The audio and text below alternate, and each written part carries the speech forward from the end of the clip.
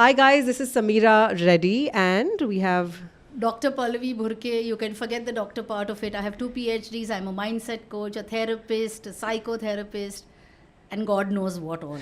I love that. We're here to get answers. We're here to work towards a better you. I love anything that helps with self-help and moving towards a more positive, healthier mindset. Because trust me, once you get that little cheat code, and that's what we're here to give you, your life's going to get better. So please stay tuned. Pallavi, I have a lot of questions, okay? And I have promised this audience that we're going to really empower them to break out of something that they're stuck in. But we're going to go in order here. So the first thing I want to ask you is the need of the hour. Everybody's making fun of it also, but a lot of people take this very seriously, which is therapy. What is the importance and the need of therapy? Because my dad used to say, अरे ये तो sophisticated लोगों का problem है, doctor लोग को क्यों जा रहे, डॉक्टर होता है, ये mental doctor कौन है, you know? So I agree. Samira, for a very long time, when I started to pursue my career in psychology, I was not allowed to do that. कि शादी कोई नहीं करेगा तुमसे अगर तुमने psychology पढ़ लिया. So coming from there and then having my doctorates in mind sciences, mental sciences, I feel I have come a long way. Initially, people have this belief that when we talk of therapy, we are repairing something.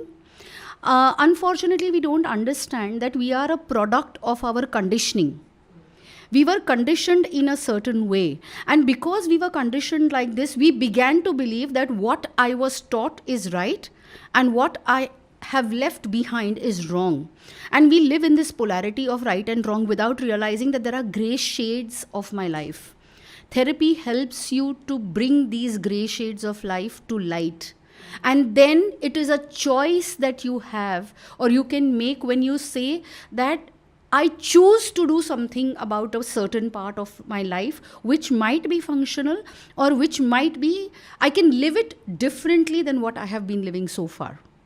And therapy helps me to embrace those parts of me that I have left behind. And they are very, very important and significant. Because when we were born 100%. And then slowly, because somebody said you cannot be this and you cannot be that and this is right and that is wrong, we began to suppress those parts of us in our unconscious mind or the subconscious, like we say it in the layman's term. When we suppress this, your mind then puts everything deep down, and what comes up are the so-called rules, which we call as the critical filter that decides what is right and wrong. This critical filter is made up of only 4 things. They come from my socio-economic, educational, and religious background. And these define what is right and what is wrong. However, a curiosity that was curbed because my mother felt that I was being curious and that was threatening to my survival, and she slapped me because it was out of her fear. And that curiosity went deep down into my unconscious, and today I'm not exploring my curiosity. In turn, what I picked up to fill in the void of the curiosity is a pleaser. And now this pleaser is playing out till a certain period of time. When I come to a mid-level manager and I'm not growing in life, that's when people believe, arey yaar, the bosses are so not okay, they are biased, there is sexism, they are anti-feminist and this. Too many labels carried out without realizing that probably certain trait or one of the traits that I carry was suppressed that makes me unique. And can I look at it through therapy and see whether I want to bring it to the table today or keep it in my bag and use this trait at another time? But that trait then becomes available to me in therapy. I'm able to own lost parts of me. So I have a question here immediately, because when you said mid-managers and, like I the one thing that I see a lot is there are some people who just attract drama.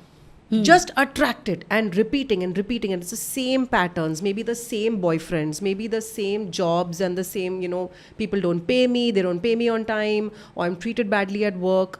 What is that victim complex that I see that can be broken, and you know that it can be broken, and how do you break it? How do you break that drama that people just attract? That's a very lovely question, Samira, because when you say that people attract drama, I love this statement because we are really attracting the victim within me. What happens is, again, through conditioning, I have learned that I am a victim.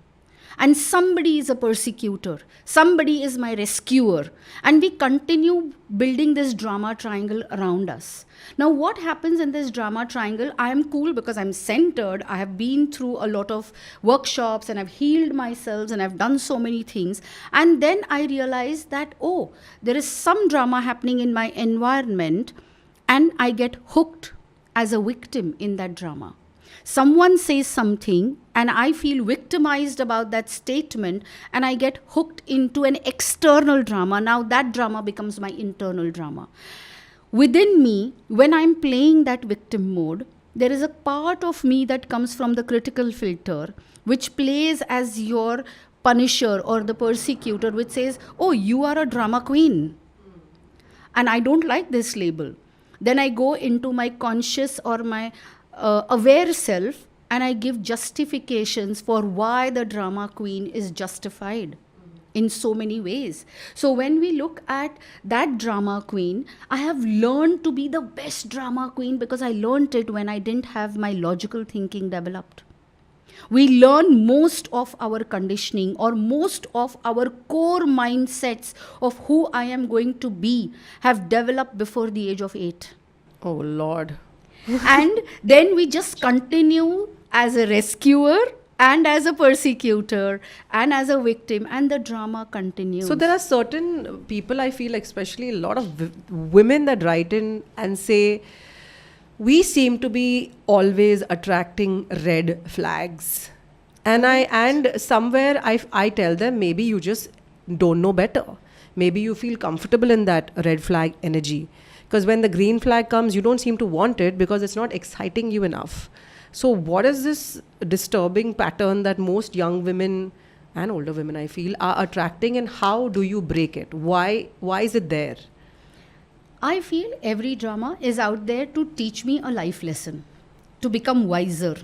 We are otherwise. And what happens here is that in the hook, the drama, or when I look at a victim, if I'm getting hooked as a victim, or if I'm getting hooked as a rescuer, or if I'm getting hooked as a perpetrator, that is learned and practiced for years together. Imagine something happens to us at the age of 6, and I learned to cope with that trauma as a child. And I have practiced it so many times that it has become automatic for me. I'm not thinking twice before interacting or reacting to my environment. And 99% of the times I am reacting to my environment and I'm not responding to my environment. Responding comes from aware, conscious choices. Reacting comes from the unconscious unknown. And we keep inviting that drama every time because it's life's way of telling us, look at this is what you need to heal, this is what you need to heal, this is what you need to heal. And often I get attracted to the red flag because I know it's the known to the mind. And the fear of the unknown, to actually go into something that you don't know if it will make you happy or not. Perfect. We are always afraid of the unknown. And the unknown is the green flag. So you're willing to stay with that guy who will cheat on you or who will not treat you like what you deserve, because you just are like, I know this and I'm going to stay in this shit, but I won't go for a green flag because it just feels too safe, and maybe I don't know how to be loved like that. I don't know how to be accepted like that. Because sometimes an abusive relationship is so comfortable because it helps me to be in a victim phase that I don't want. I'll give you an example of a client I was seeing, alcoholic, and we had treated him, he had been into a de-addiction program, he went back, he came, and I think almost 1.5 years later, the wife brings him back and says, he hasn't healed. I said, what happened? And the whole idea was, she was so tuned to him being alcoholic that when he was not drinking, she kept reminding, don't go into that lane, there is an